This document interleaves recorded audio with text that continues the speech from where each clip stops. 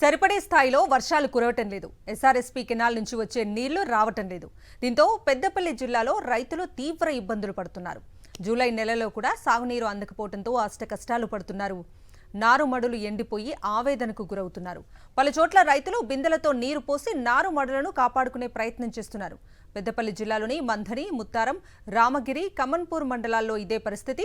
ఇప్పటికైనా అధికారులు స్పందించి ఎస్ఆర్ఎస్పీ కెనాల్ ద్వారా సాగునీరు అందివ్వాలని కోరుతున్నారు అన్నదాతలు.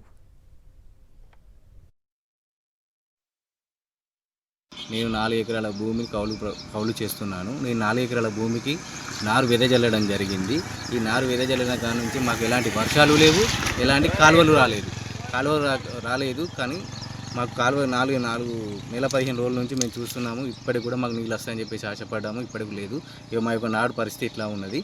కావున అధికారులు వెంటనే స్పందించి మా నారుమల్లకు నాటుకు నీళ్లు విడుదల చేయగలని చెప్పేసి మనది.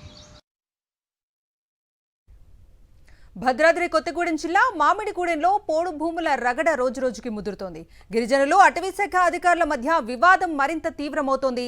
పోడు భూముల్లో పత్తి మొక్కలను ఫారెస్ట్ అధికారులు ధ్వంసం చేయడంపై గిరిజనులు తీవ్ర ఆగ్రహం వ్యక్తం చేస్తున్నారు. రహదారిపై బైఠాయించి రాస్తారోకో నిర్వహించారు. భద్రాచలం డిఎఫ్ఓ, దుమ్ముగూడెం రేంజ్ అధికారి పోడు భూములను పరిశీలించేందుకు వెళ్లగా గిరిజనులు వారిని అడ్డుకున్నారు. ఈ క్రమంలో అధికారులు, గిరిజనుల మధ్య తోపులాట జరిగింది. పోలీసులు సంఘటనా స్థలానికి చేరుకుని గిరిజనులను అడ్డుకున్నారు. తమ విధులకు ఆటంకం కలిగించిన వారిపై చర్యలు తీసుకోవాలని ఫారెస్ట్ అధికారులు కోరుతున్నారు.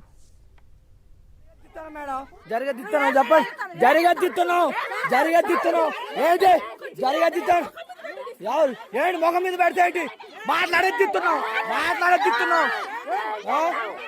ఏంటి